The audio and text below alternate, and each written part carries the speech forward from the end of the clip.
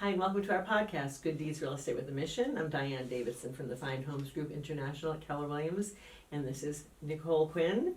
Hello. Subbing for Bill Subbing for Weidecker. Bill. Thank you so much. Thank you for having me. This is sort of spontaneous because before when we were Yes. setting up the camera and stuff, you were talking about, you're in a Facebook group. Mm-hmm. And you're talking about some crazy things that people are offering, some creative things people are offering or buyers are offering to get their offers accepted. Yeah, I've been seeing some really unorthodox ones for sure. Such as? Well, yesterday I saw one that the agent wrote into the contract that their buyers would foster 6 dogs that lived in the property until the sellers could find somewhere to live with those 6 dogs. They're not looking for a rental, I hope. No, I don't Okay. think so. They That didn't could be specify, tough. but that would be very difficult. tough. Yeah. Yeah. Especially depending on what kind of dogs they were. Yeah, 6 that's Chihuahuas true. might be easier. They can bark, but they're cute. Yeah. Okay, what else?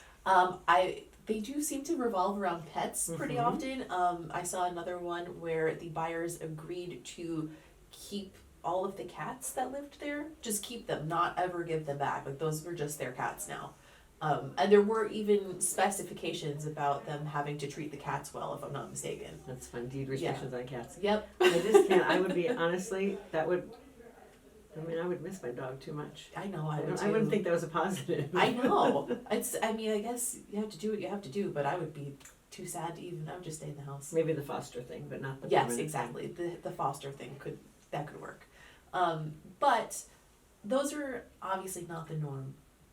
So I was just curious if you had some more, thing. Typical? typical ways that we can, but are still creative, that we could get some offers accepted on behalf of our clients. And I know we've talked about these before in sort of different iterations of the podcast, Yes. which I don't even know what the topics were, but so one you and I were discussing was the suitable housing. So Mhm. people throw terms out there all the time, like I'm waiving appraisals. Well, you're not really waiving it because the bank's Right. still going to have it. Yeah. So it's covering a gap in appraisal. We can talk about that, appraised value. But the suitable housing one is interesting, and that what that means is in MLS. So we talked about MLS before, multiple listing service, Right. which is the repository. Is that the word? Yeah, I think that would apply. Okay. Yeah. It's where all the listings go. Mm-hmm. So they get dispersed around the world to all the sites, right?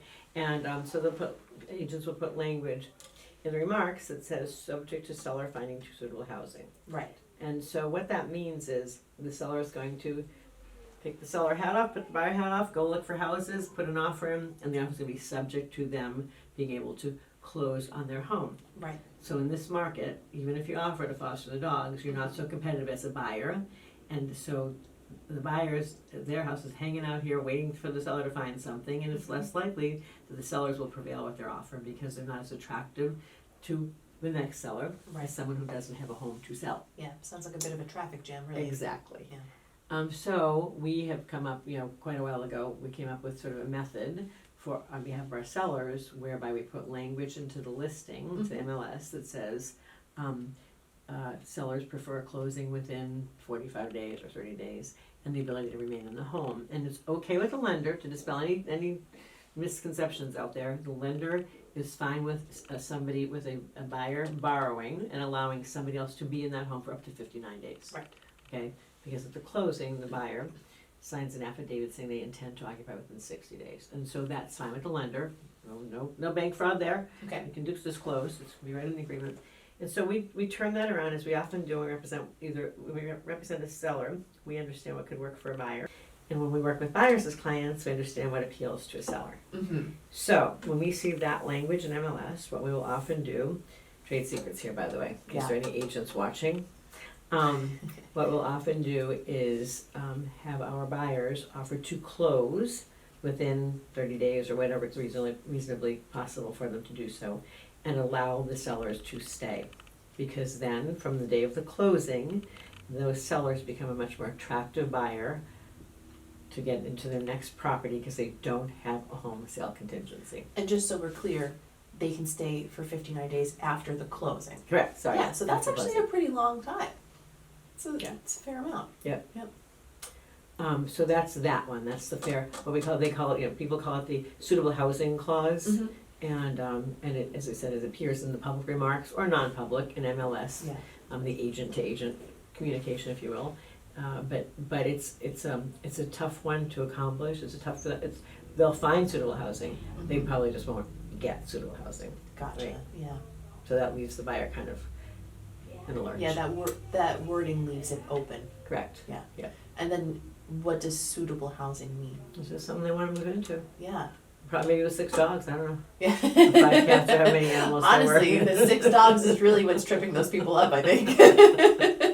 Could be. Yep. You know, people do things like allow the sellers, if sellers are just kind of overwhelmed by all the stuff they have, Mm-hmm. buyers will agree to take it filled with their stuff and sort of get rid, do what they dispose of it after the closing. For a lot of people, that's a big relief. Yeah. They live in their house forever. I'm They sure. don't want any of it. Yep. So that's another creative thing to do. Okay. Have you seen any others? I think along those lines, I've seen something about them agreeing to have an estate sale. On behalf of the sellers. Yeah. And give the proceeds to the sellers. Uh-huh. Which Wow. I thought was very That's interesting. really great. Yeah. We have a great person who does those, by the way. In Really? case anyone who's listening or Good to watching know. wants to Gonna know. have to take that contact info. She's very busy these days. Yeah, I bet. Yeah. I bet. But yeah, that was another one I saw. I thought was very interesting. Mhm. I think just thinking outside the box is pretty Mhm. important. Yep. Yeah. Yeah, there's some terms, just attractive terms. I know people are doing things like waiving home inspections, and that's not something we necessarily recommend. Mm-hmm. People, if there's time, they can have a home inspection before they make an offer on the property. Yeah, it's tough though. Mm-hmm. Yeah. Yeah. And for some people, they can, if they can quantify what things would cost, some people are willing to have the inspection after, well, they want to have it for, we've seen this, informational purposes only. Yes. But we're not sure as listing agents if that makes a lot of sense, because, could be, here's the information and I choose not to go forward to the purchase of your home. And so, something creative would be to offer that they are allowed, and they just really do want the information to sort of, for planning purposes, for when they own the home. Yes.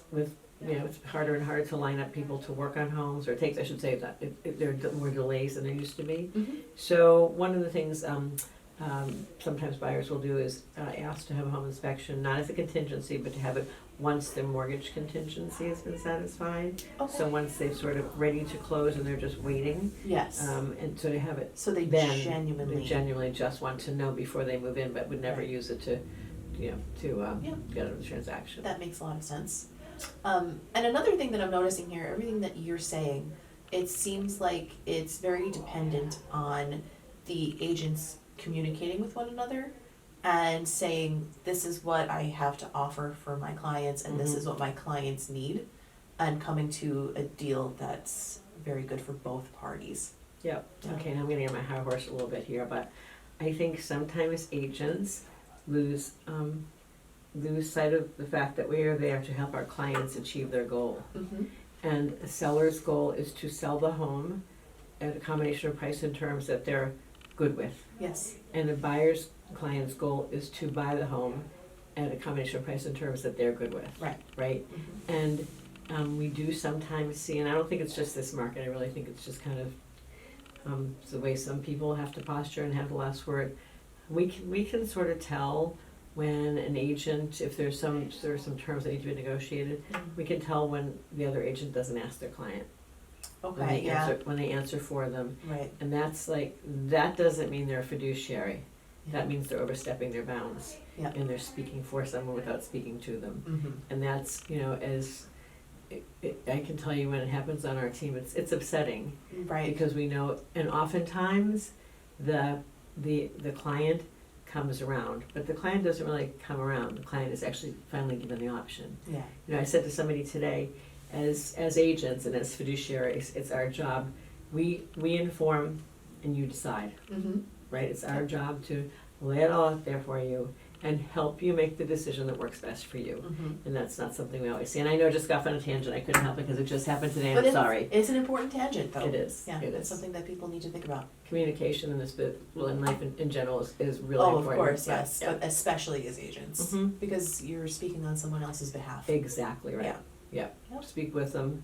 Yeah. And then speak for them. Not And do Not your just best to for- make sure they're very clear on what it all Mhm. means. all the options. Yep. Right. Mm-hmm.